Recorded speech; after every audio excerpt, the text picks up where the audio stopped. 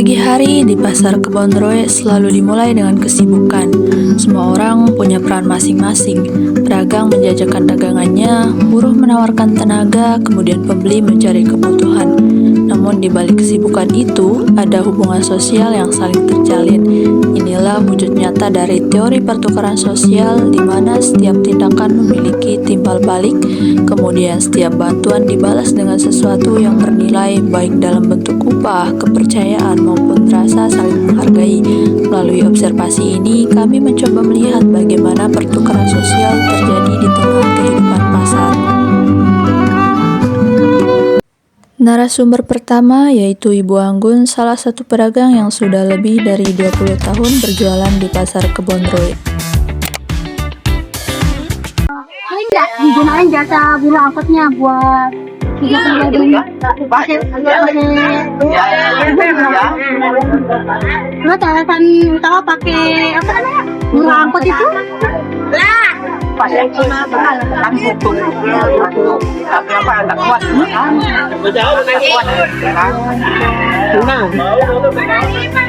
Emang gitu terus biasanya apa namanya kalau misalkan satu nih buruh angkotnya itu aja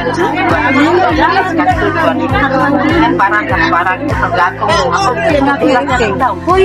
berarti enggak nentu gitu ya kita mau paling apa minimal 2.000 satu bangku satu bahan ya tapi kadang-kadang kalau jauh juga kan lebih juga ya bangun biasanya satu aja siapa kalau untuk yang ada mamangnya ada untuk bapak kalau untuk barang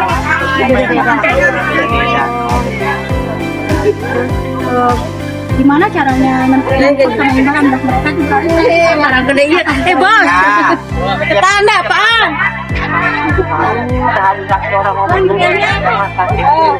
iya benar berarti berapa jauhnya nah ya kata kita ada memang dan berat kayak supaya ada kalau tahu akan kalau lagi tapi ini nggak saja teman semua dari barang terus biasa apa yang diangkut itu membantu nggak kelancaran misalnya terus biasanya kalau selain upah bentuk uang misalnya ada barang-barang lain angkut insya Allah ada tapi dia tak minta ada kayak ada kan guru dia kan dia pulang ke timur ada memakai sama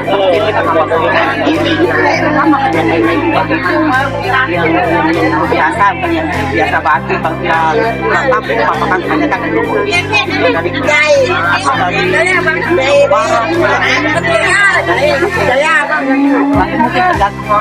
biasanya kalau Anggun kan kalau lama ya itu biarkan itu buat tambahan atau tambahan uangnya ya.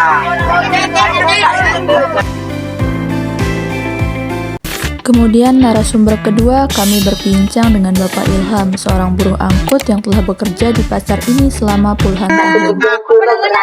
Biasanya Bapak itu lebih sering angkatin pedagang atau dari pembeli? Barang pedagang atau pembeli? Pedagang.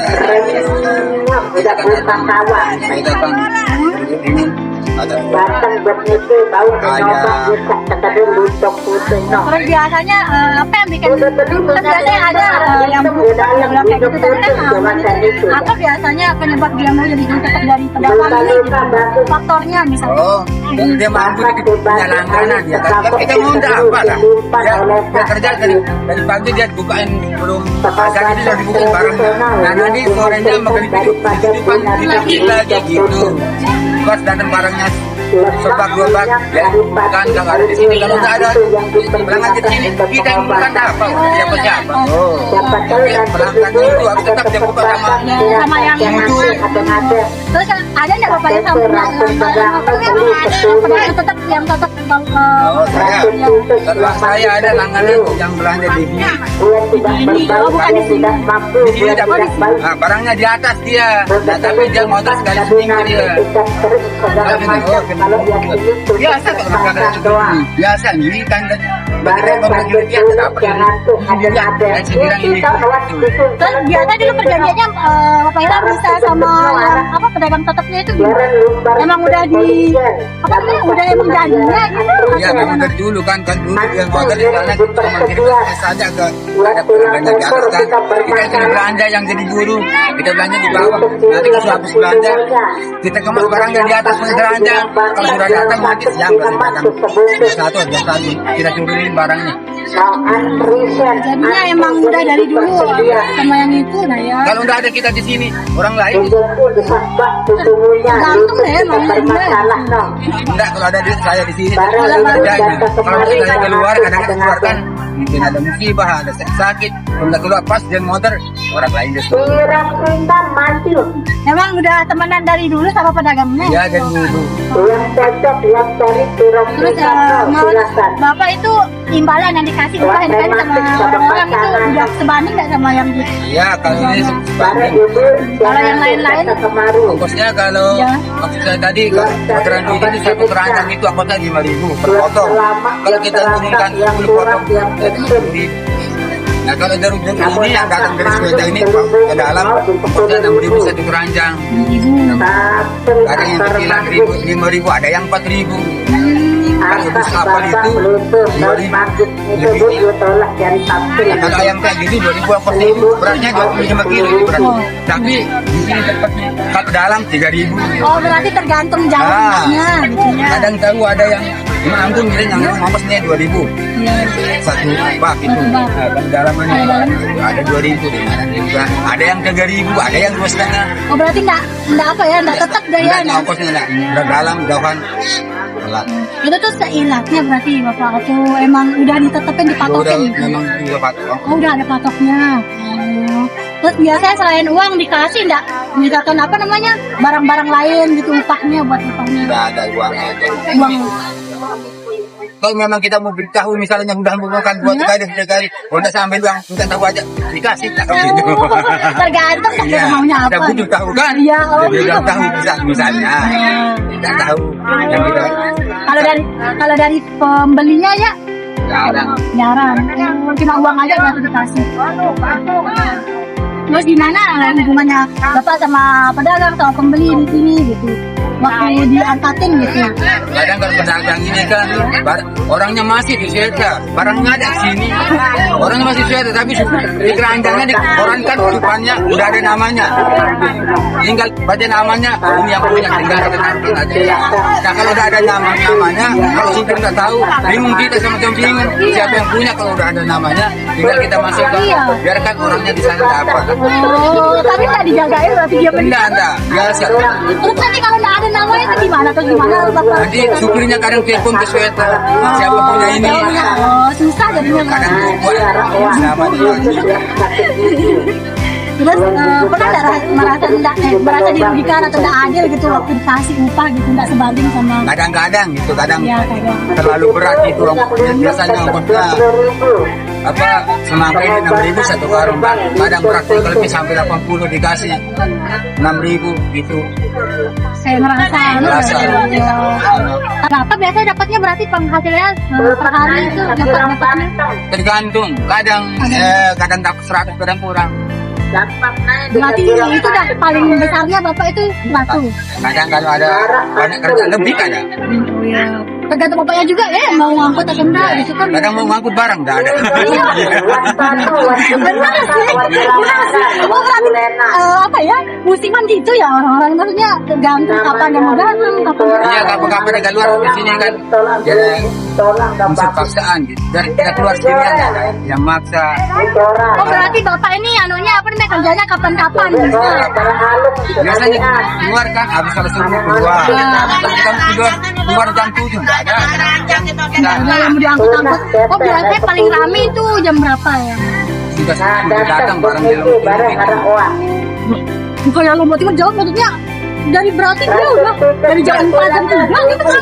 Nginep kadang-kadang di bawah barang dari Lombok Timur, kadang-kadang nginep di Berkai. Nanti subuhnya sini. Jam 3 sudah ada kembali. Kemudian yang terakhir, kami berbincang dengan Ibu Era, salah satu pembeli yang sering berbelanja di Pasar Kebonroe.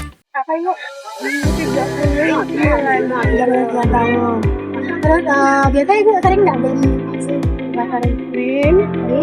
Biasanya apa namanya pagi kan, sore kan? Pagi. Terus sering nggak ibu lihat burung angkutnya di sini? Atau sering ya? Terus pernah gunain jasanya nggak di sini? Berapa kali? Nggak boleh berapa? Bisa hitung jari nggak itu? Atau udah sering banget? Karena sudah lama di sini ya, jadi kalau itu nggak bisa sih. Ya lumayan. Terus emang ibu tinggalnya di mana? Muncul. Iya, di belakang SMA 7. Oh, sangat tujuh. Terus apa namanya? Ngebantu nggak itu kalau ibu peran yang dulu angkut itu? Bantu kalau misalnya saya sendirian, karena saya sudah belajar banyak. Kalau berat kan nggak bisa ngangkat. Iya benar. Jadi kalau ada yang bantu, Karena kan sendirian. Terus bagaimana pandangan ibu antara hubungan pedagang di sini sama dulu angkutnya? kalau itu menurut saya bagus ya. Karena terkadang rambutnya itu membantu kita untuk satu memilihkan yang bagus. Terus yang kedua, kadang-kadang dia juga membantu kita untuk menawar. Karena kan banyak ya, maksudnya kayak kita saya juga yang nggak tahu bisa nawar ya. Jadi dia yang bantuin. Kalau misalnya dia mungkin ngerasa bahwa itu terlalu mahal gitu. Jadi kayak gitu sih. Oh, dulu angkutnya yang nawarin ke yang pedagang. Iya, kalau misalnya dia ngerasa mungkin kita pada saat dia tahu misalnya beberapa kali kita belajar nggak pernah ditawarin, nggak pernah nawarin. Nah, pada saat dia tanya, terus ini ya ini buat dinawarin supaya kita dapat lebih murah. Itu salah satu kebutuhannya. Terus biasanya dapat ibu tuh ngurang angkot itu layak nggak dapat upah? Biasanya dia katanya tadi 2.000. Oh gitu, saya nggak pernah ngasih segitu soalnya. Saya biasanya ngasih minimal 15 atau 20. Jadi saya nggak pernah tahu kalau mereka punya tarif. Iya, berapa saya nggak 25 tahu. katanya paling minimal itu. Terserah sih ya, kadang-kadang pembeli atau pedagangnya makin dia tuh ya udah berapa gitu. Iya, mereka tidak pernah matokin sih sebenarnya. Mereka diterima apa aja. Terminasinya gitu. Iya. Ya. Oh ibu kalau ibu tuh berarti mau bilang 20 gitu. Iya, minimal 15 sih. Nggak pernah tahu juga. Ada yang ngasih segitu. Terus ibu tuh biasanya kalau misalkan selain dari apa upah uang itu ada nggak barang lain yang jadi? Terkadang ada. Jadi kalau misalnya ada sesuatu saya beli lebih gitu. Terus biasanya apa ibu tuh punya nggak guru angkut yang tetap atau siapa-siapa yang ada di sekitar? Enggak sih, nggak pernah ada yang tetap sih. Cuman kan kalau misalnya pas lagi jalan siapa yang nawarin, ya itu gitu sih. Jadi ada nggak cerita dari ibu kalau misalnya guru angkut itu tergantung dari apa namanya? Kayak misalkan dari keramahannya atau mungkin dari tarifnya ya. Nggak ada sih, karena kalau tipe saya siapa yang deket dia yang nawarin ya udah gitu. Kalau saya ngerasa dia perlu pada saat dia nawarin ya udah. Bagaimana sikapnya guru angkut itu ke kayak ibu ini atau nggak pembeli? Kalau menurut saya satu, mereka tidak memaksa ya. Itu yang pentingnya. Soalnya kan terkadang ada yang tipe memaksa, maunya harus gitu kan. Mereka cuma menawarkan sekali, kalau bisa kita bilang enggak ya mereka akan pergi. Terus yang kedua, kalau saya itu baik-baik saja. Maksudnya tidak pernah ada kalah dengan mereka atau jadi biasa saja, tidak ada terlalu masalah. Terus ada nggak apa ibu tuh apakah hubungan sosial di pasar ini lebih didasar kepada uang atau rasa saling membantu? Kalau menurut saya sih seharusnya dua-duanya ya. Karena yang pertama kan masalah ekonomi itu tetap pasar tuh adalah salah satu faktor ekonomi yang paling berjalan ya. Nah, terus yang kedua masalah sosial, biar bagaimanapun kan masalah mereka juga kan tidak memiliki tarif ya. Jadi punya rasa ya tergantung kita sih kayak rasa kita sih gimana, rasa saling membantu kita seperti apa gitu kan. Terkadang juga mungkin kalau misalnya walaupun saya tidak mengganggu, saya ngerasa bahwa ya, dia udah digunakan saja gitu kan. Tapi ya itu sih. Terus apakah ibu pernah lihat bentuk gotong royong atau saling bantu antara pedagang sama buruh? Kalau menurut saya sih mereka selalu ini ya saling support sih, menurut saya tidak ada yang bermasalah atau apa gitu kan. Misalnya kadang-kadang mereka juga kalau misalnya punya pedagang bareng jatuh ya diaminin misalnya seperti itu kan. Jadi kalau menurut saya pandangan saya sih mereka tidak pernah ada permasalahan. Tidak tahu sih ya tentang setiap ini kan punya pandangan lain-lain dan kemudian pengalaman lain-lain gitu kan. Terus bagaimana suasana sosial di pasar ini menurut ibu ramai tapi akrab atau yang individual?